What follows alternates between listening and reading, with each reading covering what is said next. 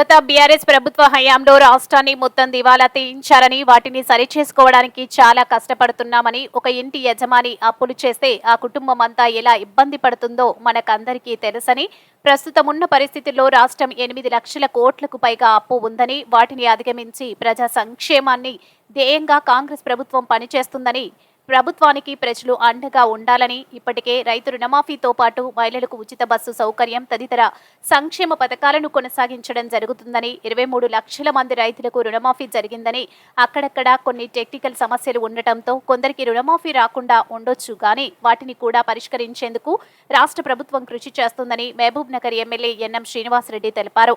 శుక్రవారం ఎమ్మెల్యే తన క్యాంపు కార్యాలయంలో హనువాడ మండలానికి సంబంధించి 100 మంది లబ్ధిదారులకు కళ్యాణ లక్ష్మి షాదీ ముబారక్ చెక్కులు పంపిణీ చేశారు.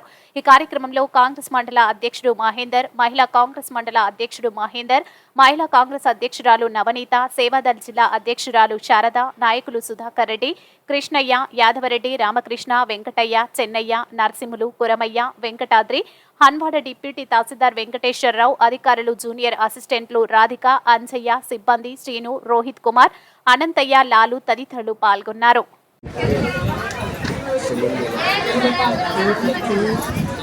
షమీన్ బేగం, ఆర్ లక్ష్మమ్మ,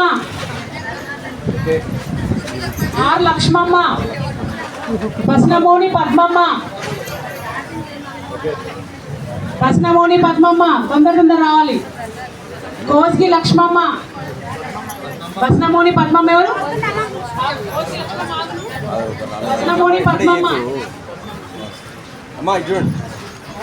కోస్గి లక్ష్మమ్మ, కుర్మగడ్డ పుష్పమ్మ,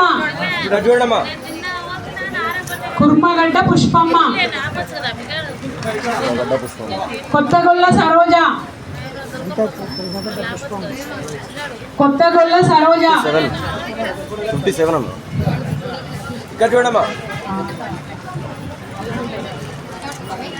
కొండ నారాయణ,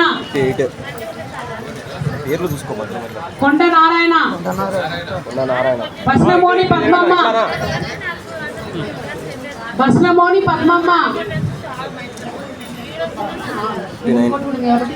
బస్నమోని సుజాత, నెక్స్ట్ బస్నమోని సుజాత. ఆమె ప్లేస్ ఇవ్వండి, మీరు పక్క జరగండి. బస్నమోని సుజాత, పోకల వీరమణి,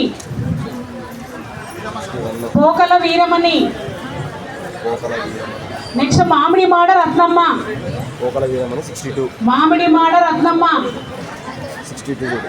బస్నమోని హన్మమ్మ,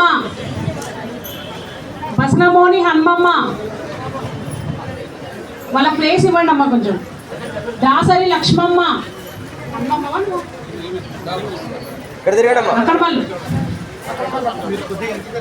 దాసరి లక్ష్మమ్మ, కొండ వెంకటయ్య,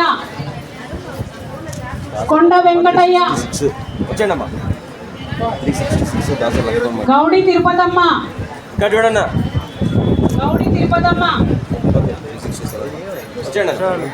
ఆర్ సుక్కమ్మ,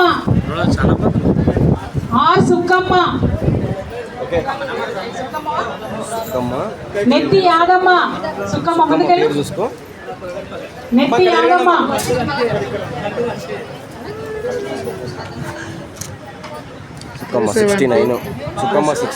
నెత్తి యాదమ్మ, జి శంకరమ్మ, నెక్స్ట్ బస్నమోని పద్మమ్మ, 72 యాదమ్మ, బస్నమోని పద్మమ్మ.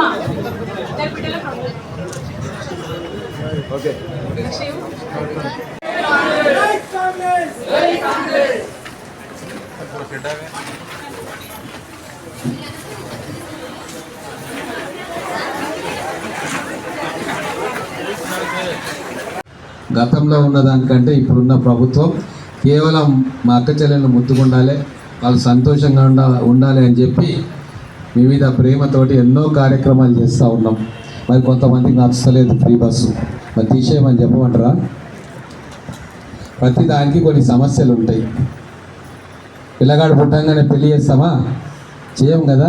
వాళ్ళని మెల్లగా దొగ్గాడతారు, లేచి తిరుగుతారు, స్కూల్లో జాయిన్ చేస్తాం, 10th అవుతుంది, ఇంటర్ అవుతుంది, డిగ్రీ అవుతుంది, తర్వాత పెళ్లి చేస్తాం.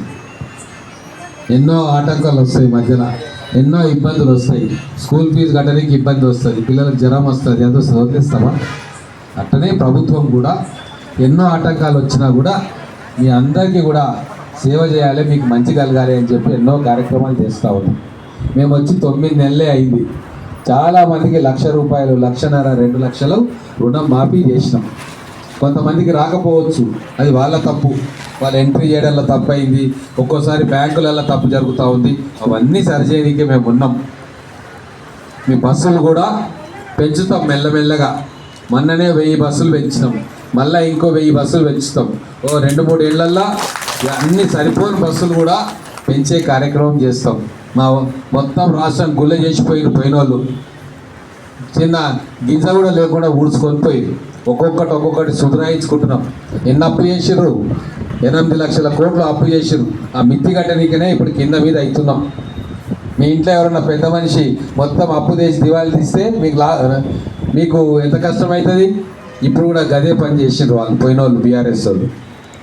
అందుకే ఇప్పుడు కాంగ్రెస్ గవర్నమెంట్ వచ్చింది, ఒక్కొక్కటి సుధరాయించుకుంటూ వస్తున్నాం. క్రాప్ లోన్ మాఫీ చేసినాం, సిలిండర్ కూడా 500 రూపాయలకు ఇస్తూ ఉన్నాం, ఇంకొంతమందికి రాలే వస్తుంది. అలాగే ఆరోగ్యశ్రీ 5 లక్షలు ఉంటే 10 లక్షలు చేసినాం. ఇప్పుడు కరెంటు బిల్లు మాఫీ చేస్తూ ఉన్నాం. పిల్లలకు ఉద్యోగాలు ఇచ్చే కార్యక్రమం చేస్తూ ఉన్నాం. స్కూళ్ళల్లో, కాలేజీలలో వసతులు పెంచుతూ ఉన్నాం. ఒక్కొక్కటి నెమ్మదిగా చేస్తూ ఉన్నాం. కాబట్టి దయచేసి మీకు ఎవరికన్నా 1-2 ఇబ్బందులు అయితే ఇక దాని అందరి మీద రుద్దకండి దయచేసి. కొన్ని లక్షల మందికి లాభం జరిగింది. కేవలం రుణమాఫీ ఈరోజు దాదాపుగా 25 లక్షల కుటుంబాలకు 2 లక్షల దాకా మేము రుణమాఫీ చేసినాం. గతంలో ఉన్న ప్రభుత్వం 10 ఏళ్లలో చేయలే ఆ పనిని మేము కేవలం 9 నెలల్లో చేసినామంటే మీ మీద మాకు ఎంత ప్రేమ ఉందనేది మీరు అర్థం చేసుకోవాలి.